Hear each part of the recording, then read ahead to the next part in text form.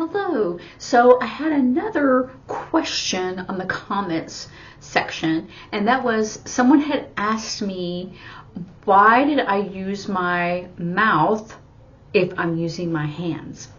And I'll show you, but I wanted to explain a little bit. And I think I've already had a video, but it was short while I was showing the basic signs. But for me, the first one is because I am an English speaker. And then second, most deaf people use their mouth in various ways. The first one, kind of a sub thing, is because as soon as they find out that they are deaf, they send them ECI, early childhood intervention, and they send them to speech therapy to help them to learn how to talk with a hearing loss. And so most of the time, like when kids are outside, or doing music or doing, I don't think it's PE, but something else that may be more fun, they are sent to speech therapy class.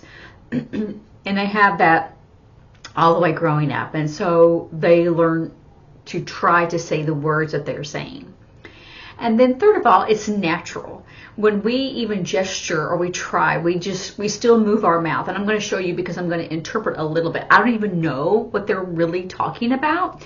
And so that'll be interesting. So it'll be like pretty much most of my assignments, I have no idea what's going on. And to show you how the mouth moves naturally, because it's part of the facial expressions or non-manual marker, which is another word for facial expressions. And so when you make a facial expression, if someone says something, you're going, right? Or we move our mouth naturally. It is natural to move our mouth, even though you do not hear. It's not just because you're speaking, you're trying to say the word. And so there's various different ways that you move your mouth. Like I was showing you, like cha, which is when they're trying to say something that's large, they'll say ch. Sometimes they don't even make the sound, but I'm making this sound so you can understand what I'm saying, is because we use cha, C-H-A, it's large, like I want to cha whatever. And that's the mouth they're making, but they don't make a sound. And so, or like something's very thin. So they move their mouth naturally for different things. And so I want you to try it, like even talk to yourself in the mirror so you can see, or videotape yourself and see if you, and turn down the volume, right? And see what or have someone tell you something and see what kind of facial expressions that you use. And your mouth is going to go along with it, because you can go,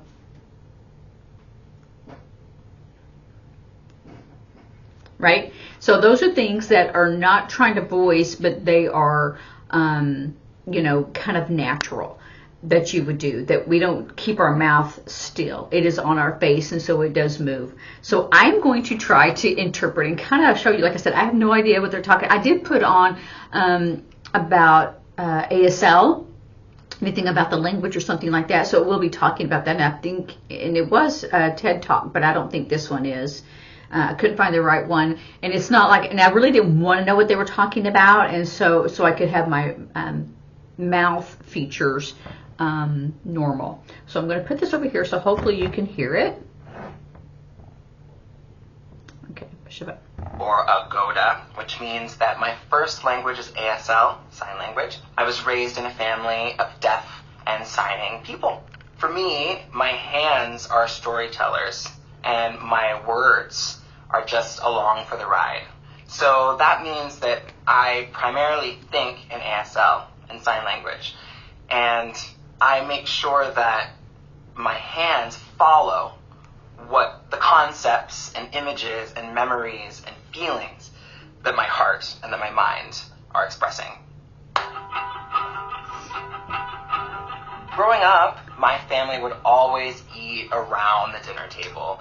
There was such an amazing mixture of communication, and I grew up watching all of that and participating in it. My grandparents would express themselves in sign language. If we brought friends and other relatives to the table, we wanted to make sure that they understood the conversation also. I bring that into my work as an artist.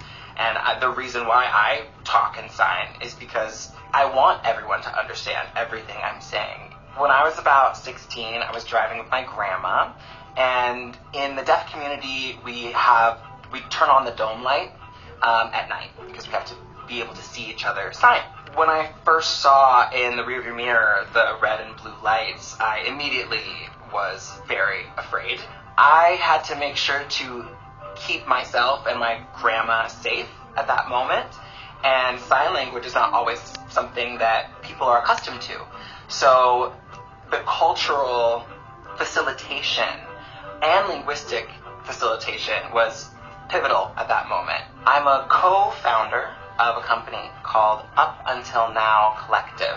We develop and produce new multidisciplinary work that focuses on intimacy, empathy, and connection, and centers our work on stories that have been traditionally left out of our mainstream narrative. Our mission is to challenge the status quo and build new structures for creating art. When someone who signs, or a deaf person, or someone in a wheelchair has everything that they need to be on stage and shine, that's my goal with the work that I do. My name is Brandon Kazan Maddox, and this is my brief but spectacular. So I allowed it to go a little bit longer so you could see the mouth. I had no idea what he was going to be talking about. And it was something about deafness, and so I had no idea. And so it's not really to show you how to become an interpreter, because sometimes you have to catch up, or you go back and you go, oh, I need to fix that. And that wasn't it. I was really trying to show you that the face, those expressions, your face moves. And so it doesn't just stay, because no one talks that way, right? And sometimes you do hear people in a monotone. And if you had no facial expression, you would have no monotone. And actually, I have seen a deaf person that really didn't have facial expression. They'd had a stroke, and I had a harder time understanding that person, because I didn't have the expression of what that would have been, what the hands could have said. The expression on your face adds to it, or it completes it. And so sometimes I kind of stumbled on that, and maybe asked a question or two to make sure that I understand correctly, because the face will show part of that emotion. Because you can just say something like, that just really bothered me, but you go, it bothered me, right? And so you know it was a stronger connection, and so you know how to say that. And so it's very important to have the facial expression. So it's really the whole body. It's like if you're back like this and you're more relaxed, right? And so it's like more casual conversation. But if your upper torso goes in, it's more intense. And so the words that I would choose, or the emotion attached to it, would be more intense, as opposed to sitting back and someone telling a story. And so how you move your hands and how you move your facial expression. So I want you to practice that. So turn the sound, if you videotape yourself, turn the sound off, right? And so that you can just kind of go along with the expressions and see if you understand. Try to do it different ways. Try to do it without any facial expressions at all whatsoever. Or then you can see, and then you're having fun, right? Or that you're not having fun. It's like, I'm so mad, and right? So you can see those facial expressions. Very important. The signs are only a part of it, but the facial expressions and the body language completes it. So I hope that helps with the explanation and it's a little bit more clear. All right, I will see you later. Bye.